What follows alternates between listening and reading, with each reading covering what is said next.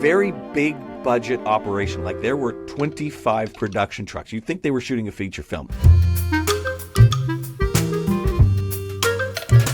Welcome back to Sticky Sales Stories. We're Steven Semple. I'm Steven Semple. Oh, geez. See, this is nice to see ya. This is Mick Torbay. Mick Torbay was available because, quite frankly, he's cheap. And that's why I'm here. I'm here because I was available. This is who you get. You get someone who had nothing better to do. This is how high Matthew keeps the bar here at Sticky Sales Stories. Correct. Our Mick Torbay also has a very interesting nickname. We love to call him Tough Love Torbay. And that's actually why I reached out to Mick, to see if he would come on. Because he wanted to be yelled at, and that's what I do. And he will constantly interrupt me this entire episode. I asked him a very specific question, and he said, I've got like a really good... And instead of answering it... Stop it. He gave me a really good example. I wanted him to tell me something that doesn't work. And he has this belief system that big ad, so all of the big marketing agencies are failing right now. Is that fair? Well, I mean, I think that might be a little harsh. It's not that they're failing; they're obviously doing a great job. It's not so much that they're failing; it's just that they've abandoned an aspect of marketing that was so powerful in days of yore. They seem to have simply just walked away from the concept of the campaign in search of one great ad. When you watch Sticky Sales Stories, generally the program is talking about campaigns, and the examples they give are almost always from days gone by. The most famous campaigns, Mac versus PC. There's a great example of one, right? It went for 6-7 years. It was an awesome campaign. Yeah.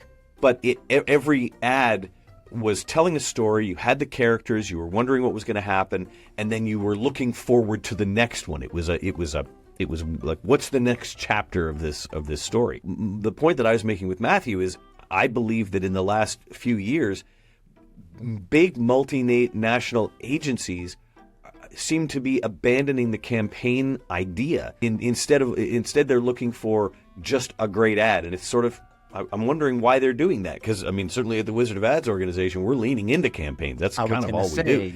But you'd think these big agencies would say, well, they should be able to do it even better than we can. They've got the resources that we don't have.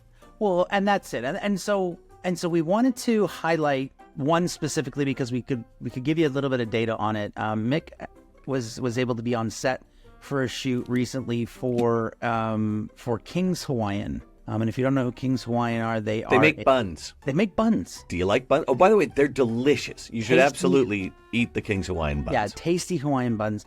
And sweet rolls. What you watched, you were like, oh man, look at this character, look at that character. These are great characters, correct? Actually, before we do that, let me play the ad. Play the ad? Let me play the ad here. And then it was shot here in Toronto. And it was shot in Toronto, so but it's an American company, and the ads ran in the United States. But yeah, I don't know if they ran in Canada. They definitely ran in the States. Watch this 30-second ad. Kids, come help with the groceries. Oh, we got King's.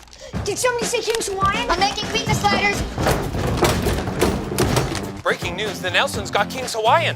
How do I make this thing go faster? Oh, man. You tried their pretzel bites? So good. This just in. Me. King's Hawaiian, there's nothing like it. Someone say King's Hawaiian? Now, I look at that ad and I think, look at all the interesting characters you've got. You got the mom and dad. Wait a second. Like the monitor just bouncing down the stairs. The exaggeration is awesome. I mean, that's what comedy is. Comedy is exaggeration. They took it to a next level, which was brilliant. You got the mom and dad characters that they didn't really explore much with them, but they're straight people. They're not the comedy. Correct. The comedy comes from the kids who are ridiculous.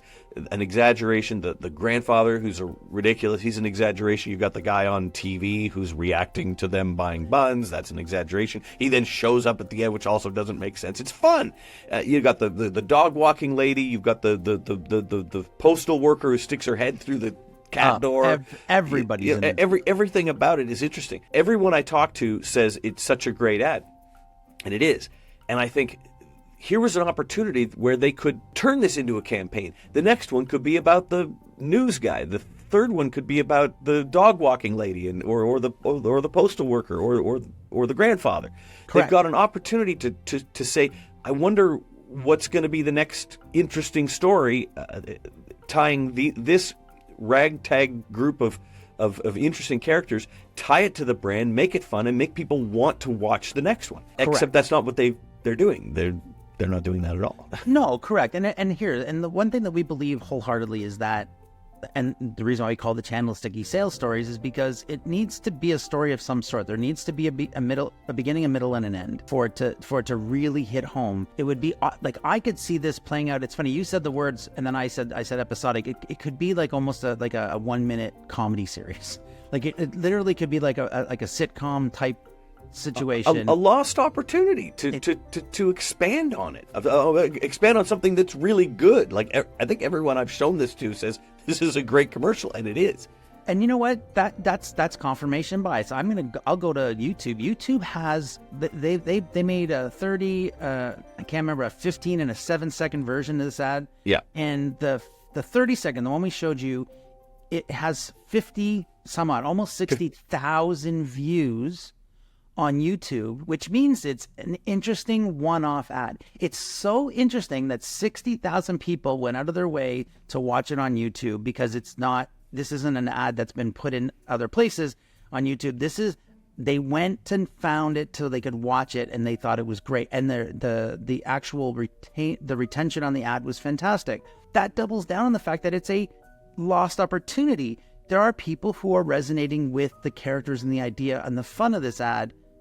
Why not double down on that? And the 15-second version has 300, almost 400,000 views. Like, I think that almost qualifies as viral. I mean, that's people watching more than once, or sending it to their friends and saying, "Hey, you got to see this. It's awesome." Correct. And the comments on, I mean, like, guys, like, King's Hawaiian, look it up, you'll see. So I know you kind of described this, but how would we fix this? Like what would we do, Wizard of Ad style? What would we do to this campaign off the top of our heads? Well, what we would do is we would never have thought of it as a one-off ad, because that's simply not what we deliver to our clients. What we deliver is a long-term plan. By definition, everything we do is a long-term plan. So we would already have story arcs in our head for what's the grandfather going to do? There's a teenage girl who comes in at the very end who, she's in the frame for like 5 seconds, half a second. Oh, yeah, 5 what's frames. what's her story? Yeah. Why did she show up? Correct. Something you could do something fun with the postal worker with her. Like, why does she stick her head through the cat door? Next time she could stick her head over the lintel, or she could stick her head through the window. She could always arrive in unusual ways. Grandpa. My favorite one was Grandpa going up. Grandpa on the stair lift. Well, next time we could find another. He can't make his stroller move fast, like his walker. Yeah, he move could fast have a enough. walker or something. Yeah, or Right. he could have a scooter. Right, he could be on a scooter or something. Yeah. They went to a lot of trouble to give each character interesting qualities and, frankly, memorable qualities. They cast it very carefully, and it was They all have their own little quirks and things, and you can build on those. But think about the missed opportunity in channel alignment, right? So think about the social media campaign where each one of those characters has a 10, 15, 20-second social media piece that shows up randomly through the internet. Why not? Yeah, absolutely. You've got a whole YouTube campaign that you could run. You've got, obviously, 30-second ads on television that you get, I would say you'd be doing 9 of these a year, and never repeat them. Like keep growing these characters and making them better. Easily see or hear, but in my mind I can see how a radio ad campaign could have been plugged into all this, where you get sound bites from Grandpa and you get sound bites from the kids. The one kid at the beginning who didn't even want to, help out with groceries, and he's like, pfft. Bit of a jerk-faced kid, that one. A little bit, yeah. He seems like he probably doesn't have good parents. No, wasn't raised. So the parents seem nice in the video. Yeah, I was going to say, they seem like such nice parents. You think they would have raised their kids better, but right, exactly. But then, we got King's Hawaiian. We're running. That's down. right. Maybe they're so focused on their bun strategy that they missed out on an opportunity to grow their campaign and have a campaign period, but to grow their love of King's Hawaiian through the characters. Like it's a complete and utter miss, even though arguably it's a great ad. It's a See, great I hesitate to call it a miss because we don't know what their goals were. You know, we can't say they didn't do a good job if we don't know what they were trying to do. My question is, why were they trying to do one great ad when they had an opportunity to create a 3-year campaign or a 5-year campaign, taking this family and doing something with it and making them interesting and having those callbacks, you know, where 13 weeks later you watch another one and now the kids are playing hockey and the grandpa's, he's stuck up in the stands. He's stuck up in the stand. He can't get down, and they're eating buns or throwing buns onto the ice. Or I don't know. I mean, look. The male person is now the referee. The male, yeah, exactly. The postal worker, she's climbing over the penalty box, and I don't know. I mean, we're writing ads here, which is always a mistake. But my point writers, is, so as marketing people, I sort of think you built this thing which could have gone somewhere, and instead you made it a flash in the pan on purpose.